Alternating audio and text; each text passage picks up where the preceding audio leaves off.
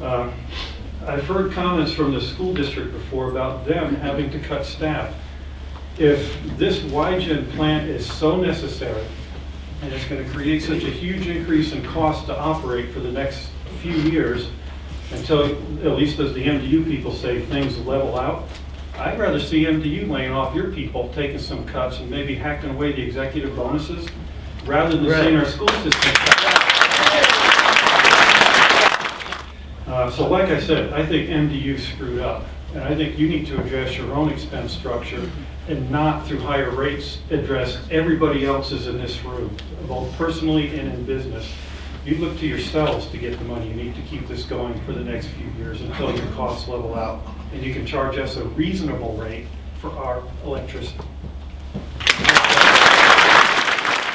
Say that I have neighbors and friends in this community that just can't afford the kind of increase that MDU wants. There were some present and future costs that I believe were not considered with this coal-fired power plant.